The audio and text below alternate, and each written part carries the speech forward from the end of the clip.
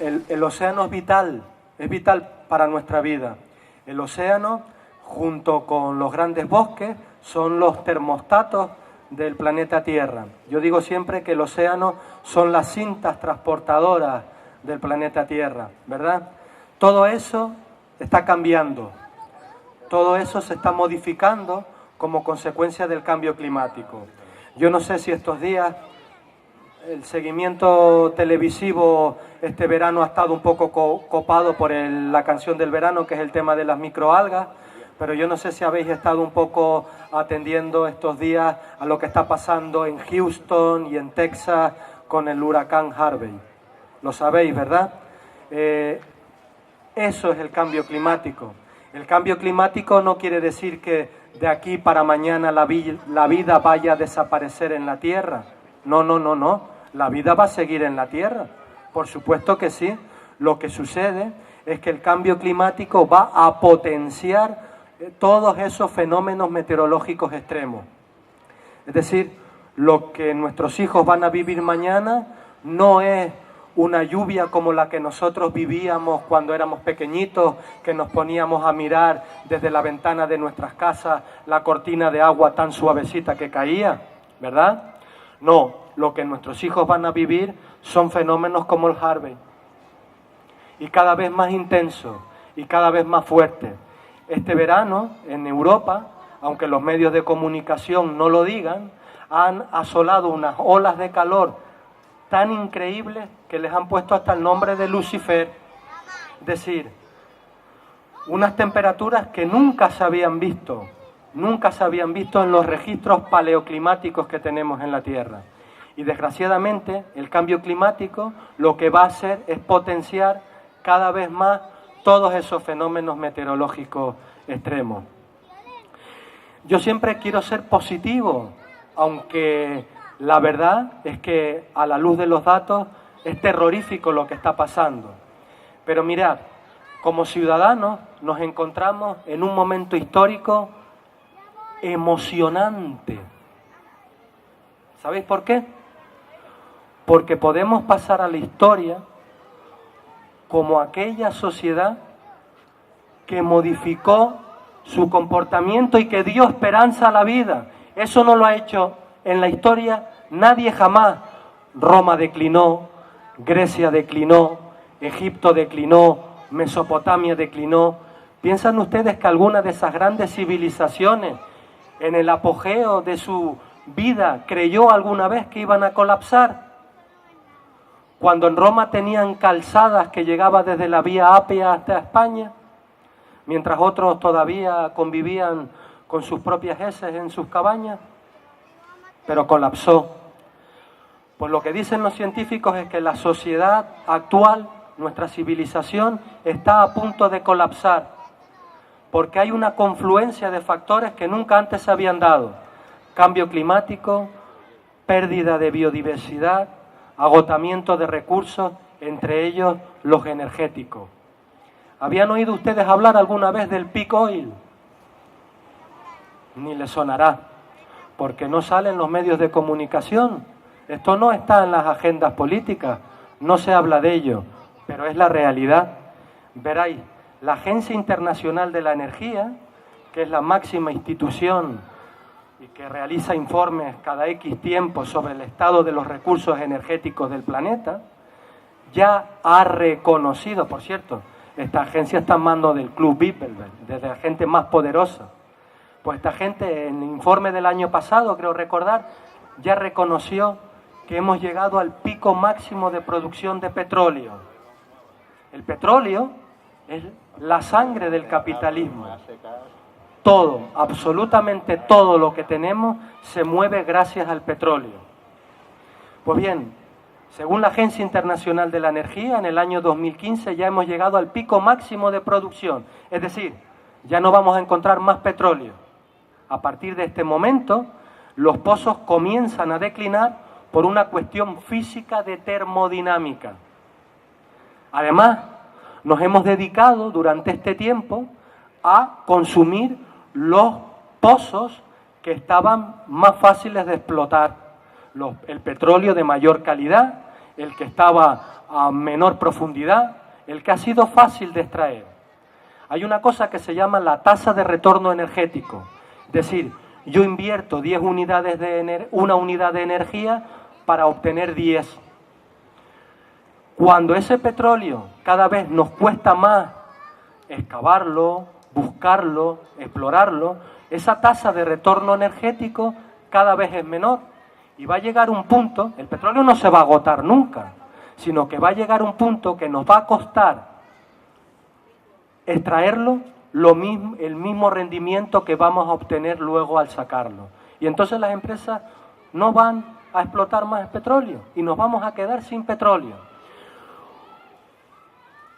Según muchos especialistas como Antonio Turiel, que por cierto tiene un blog especializado en estos temas, que se los invito a que lo investiguen y lo lean, que se llama Crash Oil, de aquí a 2050, fíjense, 2050 es un número mágico, prácticamente el petróleo se habrá agotado.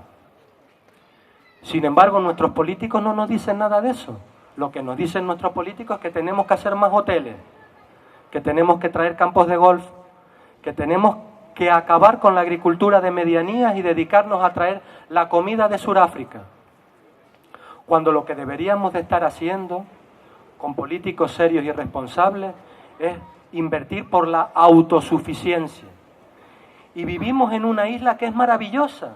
Es una isla que tiene poca población, que tenemos sol, energía solar, que tenemos mar, energía mareomotriz, que tenemos en Fuencaliente de las energías geotérmicas de más calidad que pueden darse.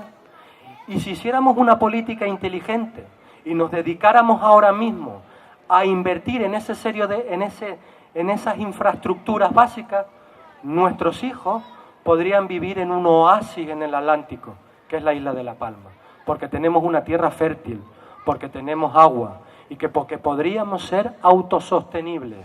Sin embargo, nada de eso vais a encontrar en los programas políticos, absolutamente nada. Disculpad que me extienda, pero le estoy dando tiempo a Miguel, que ya me está dando la señal de que todo está ok y no os voy a marear más. Todo eso no me lo estoy inventando yo, eso es el resultado de muchos trabajos de investigación. Hoy en día estamos viviendo algo que me parece muy serio, que es un ataque a la ciencia. Hoy estamos viviendo el triunfo temporal del mito sobre los hechos. Y tenemos que estar alerta. La ciencia es lo que nos ha permitido avanzar toda la historia de la humanidad. Y hoy se está atacando a los científicos. Y como no se puede atacar a través de los hechos, se ataca a través de las personas. Se trata de desprestigiar a las personas que dedican su vida a investigar. No hace mucho los quemábamos en las plazas de los pueblos. Aquel que se atrevía a decir que el mundo que no era el centro del universo, lo crucificaban. Hoy en día está pasando lo mismo. Y tenemos que ser críticos. No tenemos que dejarnos embaucar, tenemos que pensar por nosotros mismos. Tenemos muchísima información más allá de la que nos meten por televisión todos los días.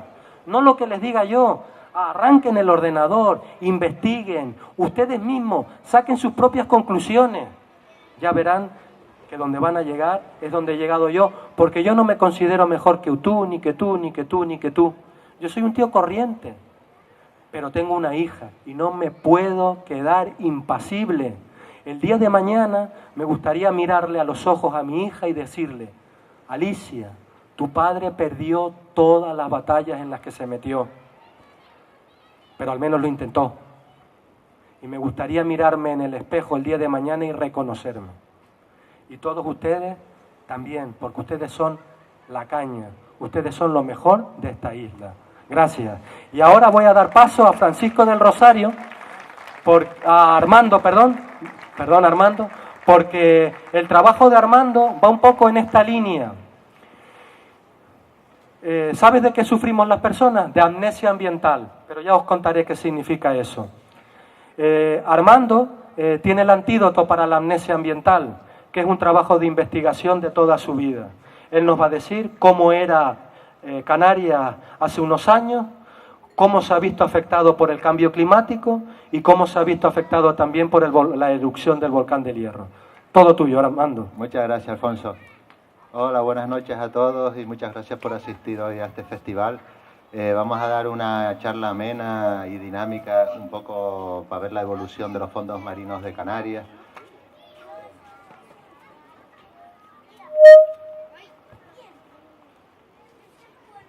Bien, vamos a hablar justo de los años 70, años 80. En esos años la temperatura del agua era la que había habido siempre, ¿no? Por lo menos en la memoria histórica de los abuelos. Teníamos aguas más frescas en Canarias y entonces presentábamos los fondos marinos como este esquema, ¿no? Teníamos un blanquizal en equilibrio. No sé si todo el mundo conoce lo que es un blanquizal.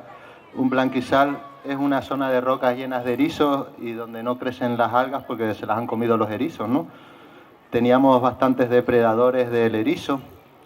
Entonces, pues presentamos en los fondos someros zonas con algas y en los más profundos, donde había más complejidad estructural, más piedras y más agujeros, pues teníamos más erizos. Entonces, en esa época, pues los humanos no nos metíamos mucho en el agua, porque tampoco había mucho material de submarinismo ni de apnea. La gente que pescaba con cosas rudimentarias, no había unas pescas masivas, ¿no? Uno pescaba unas viejitas y suficiente. Entonces, bueno, había esfuerzo pesquero bajo, abundancia de depredadores del erizo, y entonces pues los erizos se mantenían aquí, en esta zona, y dejaba que las algas crecieran en la costa. ¿Qué pasó? Con el paso del tiempo, pues ya el humano empezó a meterse más en el mar y a explotarlo, sacando cada vez más peces del interior del mar. Entonces, esos blanquizales que estaban en equilibrio al principio, pues empezaron a propagarse. Entonces, de las zonas de su refugio, que eran estas piedras llenas de huecos y grietas, pues empezaron a desplazarse a las plataformas a las plataformas de lava, ¿no? Aquí, pues anteriormente, pues de aquí. Ah, vale, gracias. Ok. Entonces, claro, al no haber depredadores, los erizos empezaron a ir a sitios donde antiguamente no iban. ¿Por qué? Porque en esas plataformas, al no haber refugio, al no haber grietas, pues un pez grande, un depredador del erizo, pues le podía dar la vuelta al erizo y comérselo. Sin embargo, los que estaban en esas piedras de abajo, pues al estar encajonados, pues los peces intentaban darle la vuelta al erizo, pero no podían. Entonces aquí sí escapaban, ¿no?, a la depredación. ¿Dale? Bueno, ya pasado ya muchos años, pues ya la sobreexplotación pesquera ya fue tan alta que ya los erizos que antiguamente estaban aquí protegidos, pues ya empezaron a avanzar por toda la costa hacia casi la orilla. Incluso zonas que no hay algas ni siquiera en el borde de la orilla. Los erizos llegan ya justo casi a la orilla. Esto es debido a la sobreexplotación pesquera que ha sufrido las islas, porque se han eliminado a todos los depredadores del erizo y entonces los erizos han dejado casi todos los fondos de Canarias pues pelados, sin algas. Son paisajes, la verdad, que bastante pobres de vida. No hay algas, apenas hay herbívoros, apenas hay depredadores. O sea, este es el aspecto de un blanquizal. Esto, de hecho, es un blanquizal en Punta Gorda, en el norte de La Palma. Y si se fijan, no crece ningún tipo de alga, es todo piedra pelada y lleno de erizos, ¿no? Pues esta imagen que ven aquí es un poco una imagen que representa al fondo costero canario después de toda esa sobreexplotación pesquera que ha sufrido. Antiguamente había un equilibrio entre algas y erizos, pero ya últimamente los erizos le ganaron la batalla a las algas.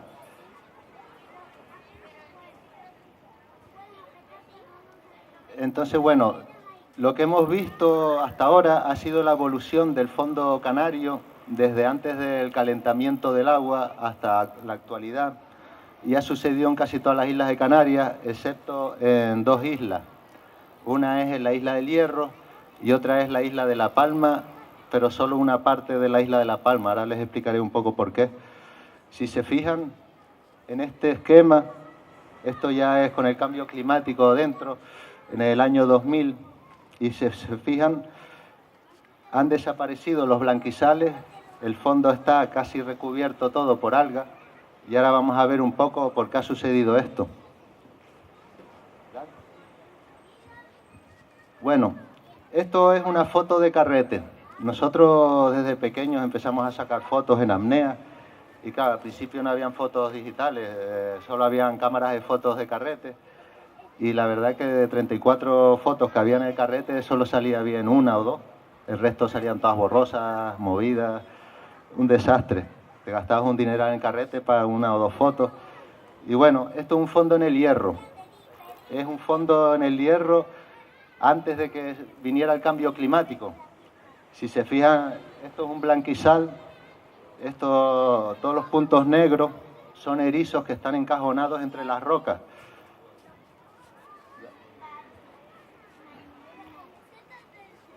Esta foto de aquí también es un blanquizal en el Hierro, y si se fijan, aquí se ve un gallo oceánico, que es una especie de gallo tropical, que antiguamente no existía en Canarias, y a partir de los años 90 empezaron a venir los primeros ejemplares.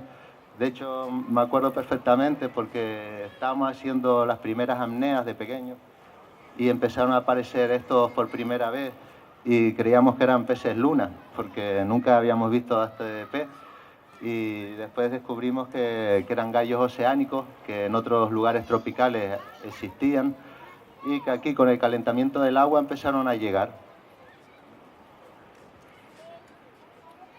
Justo la foto que vimos anteriormente, de que se veía el gallo y el blanquizal de fondo, pues este fondo es el mismo de la foto anterior. Y si se fijan, ya el fondo no es blanco, no hay erizo y está todo recubierto por algas.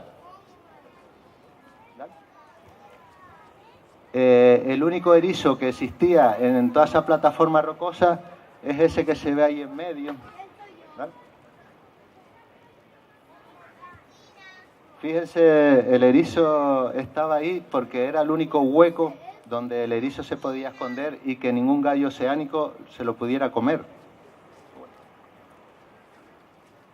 La depredación de este gallo oceánico sobre los erizos era tan grande que ya los erizos solo podían comer cerquita de los refugios. Si se fijan, está todo recubierto de algas, excepto las cercanías del hueco ese, que es el refugio del erizo. Entonces, los erizos cambiaron totalmente su comportamiento. Antes de que llegaran a estos gallos oceánicos, los erizos estaban por el día y por la noche por fuera, comiendo, acampando a sus anchas. En cuanto llegaron estos gallos, ya los erizos no los veías de día por fuera de sus refugios, ni los veías comiendo de día. Estos erizos cambiaron su comportamiento y se hicieron totalmente nocturnos. Ya solo salían de noche a comer, porque el gallo oceánico duerme por la noche. Entonces aprovechaba el erizo. Cuando el gallo duerme, el erizo sale a comer. Y cuando el gallo oceánico se despierta por la mañana, el erizo se esconde. Y fue la única forma de sobrevivir a esta depredación tan alta del gallo oceánico.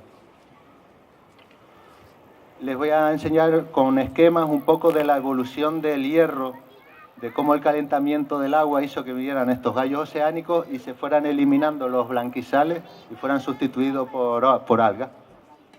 Dale.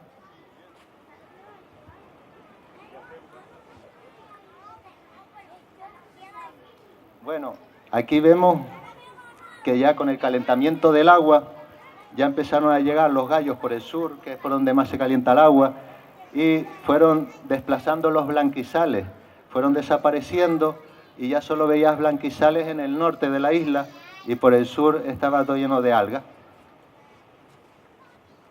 Finalmente, en los años 2000, el agua era tan cálida que los gallos oceánicos se desplazaron por toda la isla y entonces eliminaron todos los blanquizales de toda la isla del Hierro y recubriéndose todo el fondo de algas. Antes les dije que ese cambio climático afectó a la isla del Hierro y a La Palma, una zona de La Palma. La zona de La Palma... Ay, no, dale para atrás. Sí, la anterior. Vale. Esto era el aspecto de la isla de La Palma antes del calentamiento del agua, ¿no? Fíjense que toda la isla era un blanquizal puro y duro, ¿no? Estaba todo lleno de blanquizal. En el norte habían zonas con algas también. Ya posteriormente, en el año 2000, igual que pasó en el Hierro, en la zona suroeste de La Palma también se calentó tanto el agua que empezaron a llegar gallos oceánicos también a la zona del suroeste. Y al llegar estos gallos, pues pasó lo mismo que en el Hierro, desplazaron todos los erizos y eliminaron todo el blanquizal y permitió que el fondo se cubriera de algas desde la orilla hasta el fondo, ¿no? ¿Y por qué solo ha sucedido esto en el Hierro y en el suroeste de La Palma? Pues aquí en este mapa tenemos la clave, ¿no? Si se fijan, cuanto más cerca a la costa africana, son aguas más frías, porque tenemos un afloramiento de aguas frías aquí en la costa africana. Sin embargo, cuanto más nos alejamos, ya llegamos a las islas occidentales y aquí ya nos afecta más un frente térmico tropical que a veces pues, nos llegan aguas del oeste o del sur demasiado cálidas y que nos traen también muchas larvas y peces tropicales. No solo el calentamiento del agua hizo que vinieran especies tropicales que, por suerte o por desgracia, eliminaron los blanquizales presentes en la isla del Hierro, sino que también el calentamiento del agua hizo que desaparecieran unas algas que antiguamente eran muy famosas y abundantes y que no les gustan las aguas calientes. Esta se llama horchilla o musgo picón. Antes era súper abundante en todas las orillas y muchas costas del noreste de las islas. Formaba praderas extensas, súper grandes, y era un paisaje súper bonito bajo el agua, porque con las corrientes estaban siempre las algas de un lado para otro. Y sin embargo, con el calentamiento del agua, esas horchillas que eran frondosas y abundantes, fueron disminuyendo sus poblaciones y fueron sustituidas por un alga de afinidad tropical, que es el alga que está ahí alrededor, que es un alga marrón de forma redonda y es la que abunda por el suroeste de La Palma y en el Hierro en todo su fondo es el alga que predomina, se llama Lobófora variegata y es un alga de afinidad tropical que está sustituyendo las horchillas antiguas, ¿no? Finalmente, con el calentamiento del agua ya casi no queda horchilla en la isla del Hierro.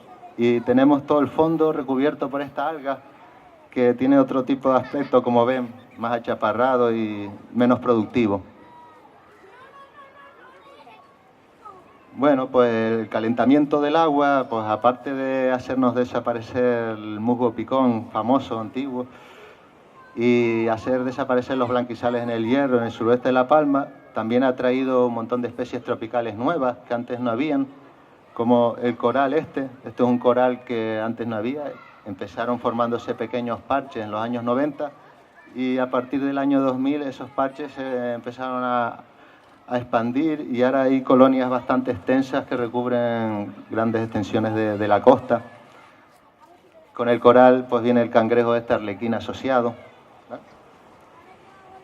Además, bueno, múltiples peces tropicales que antiguamente no se veían, como el jurel de dorso azul, que en el Caribe es abundante y aquí se ha visto un montón de ocasiones.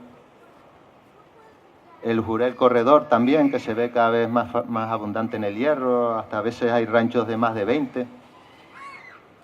El jurel negro también es una especie frecuente cada vez más. Este de aquí se llama, bueno, este en verdad no tenía nombre canario, porque al venir de fuera, una especie nueva tropical, pues no tenía nombre. Los pescadores empezaron a pescarlo en el Hierro, en grandes cantidades, y decían, mira, estamos cogiendo algo que parece una caballa. Y otro decía, no, esto más bien parece un chicharro. Y al final lo llamaron chicharro caballa y así pues nadie se enfada. Y es el nombre que tiene actual, chicharro caballa, una especie tropical, es un jurel tropical que hay en abundancia en Cabo Verde, pero aquí pues ha llegado con las aguas cálidas. Este es otro gallo tropical, gallo negro. Y este de aquí es una pareja de gallos tropicales que vimos también en el Hierro que estaban en cortejo, o sea que seguramente se reproducirían. Lo único que no sé si las aguas todavía están suficientemente cálidas como para que se asientan sus larvas, ¿no? Bueno, les he hablado un poco del calentamiento del agua y cómo ha afectado a los fondos marinos del Hierro, de La Palma, incluso del resto de Canarias, pues claro, en el resto de las islas los blanquizales cada vez se expanden más, excepto en el Hierro y en el suroeste de La Palma. Y ahora les voy a hablar un poco de cómo afectó el volcán submarino del Hierro, ¿no? Cómo afectó a los fondos de allí. Fíjense, esa es la erupción volcánica. El mar se quedó manchado por todos lados, de marrón, de verde. Ah, no, para atrás. Creo que saltaste alguna. Dale para atrás. ¿No hay otra? Ah, esta, vale. Aquí podemos ver la erupción volcánica justo.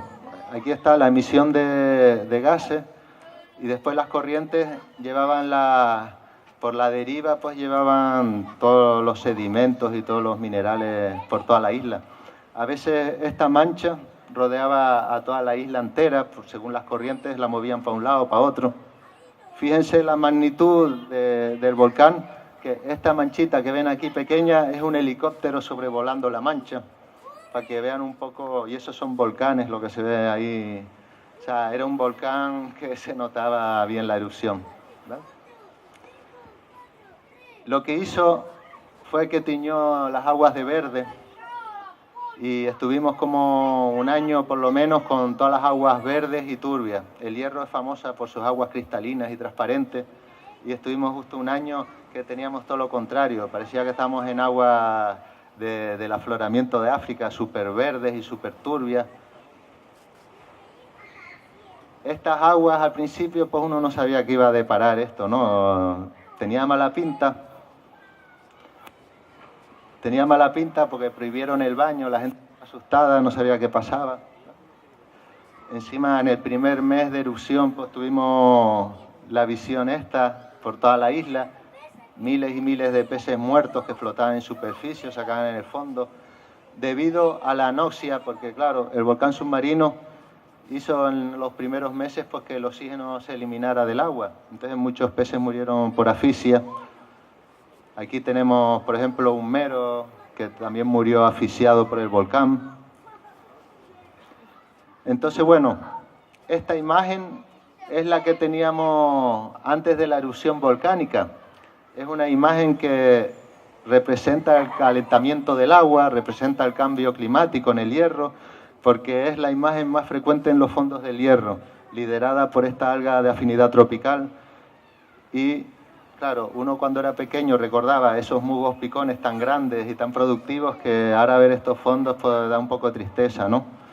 Pues antes del volcán ese era el fondo que había. Después del volcán, en el primer mes, empezaron a crecer unas algas diferentes. De hecho, un montón de caracolas se volvieron blancas porque la acidez del agua era bastante elevada.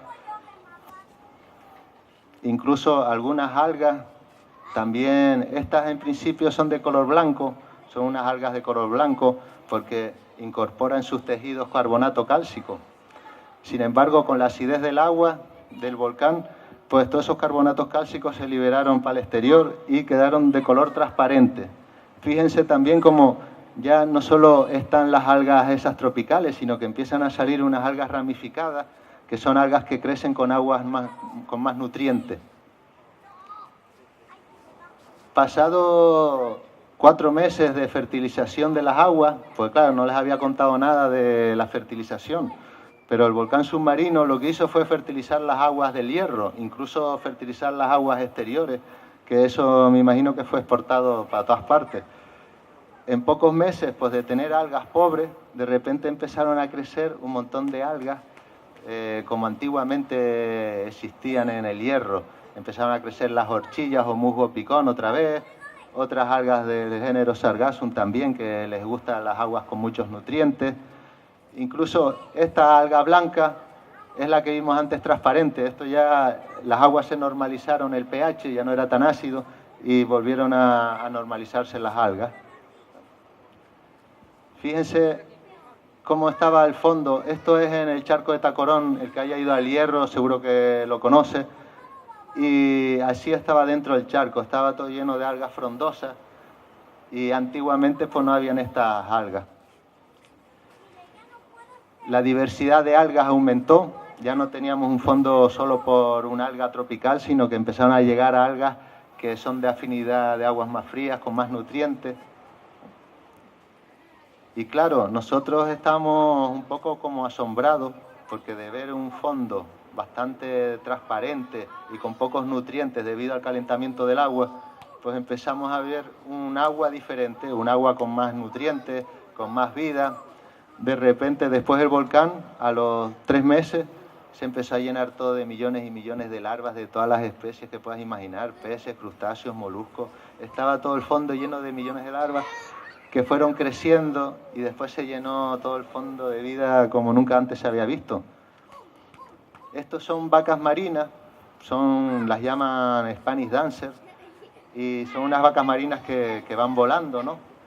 Pues había tal concentración de estas vacas marinas que incluso uno cuando se bañaba chocaba con ellas, subía la marea y las dejaba varadas por la costa, y todo el mundo preguntando, ¿y esto qué es? ¿Y esta plaga qué es esto?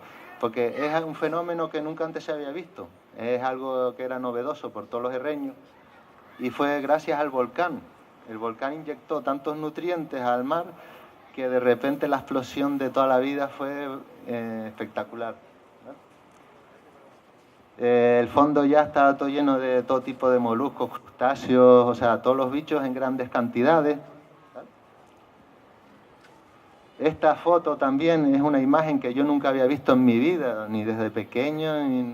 Son miles y miles de besugos. Estos peces normalmente están en las zonas nortes de las islas, pues les gustan las zonas batidas. Y de repente aparecieron ahí cerca del volcán millones de besugos de estos, ¿no? ¿Por qué? Porque fueron atraídos por tanta comida. Y bueno, los besugos es un ejemplo, pero toda la isla estaba llena de chicharros, de caballas. Son peces que antiguamente existían en abundancia. ¿Qué pasó? Que con el calentamiento del agua fueron desapareciendo del hierro. Ya por último, en los años 2000, ya no veías un chicharro ni una caballa ni por asomo. Y después del volcán submarino estaba todo lleno de nubes y nubes de chicharros y caballas. ¿Qué favoreció toda esta comida? Pues que de repente la isla del Hierro se vio rodeada de millones de delfines, cientos de ballenas. O sea, había tanta comida en el mar que yo eso no lo había visto ni en los sitios mejores del mundo. O sea, era como un buffet libre donde estaban todos los depredadores comiendo a su antojo y sobraba comida por todos lados. Bueno, les he hablado del calentamiento un poco del agua, cómo afectó a la isla del Hierro, al suroeste de La Palma, del volcán submarino.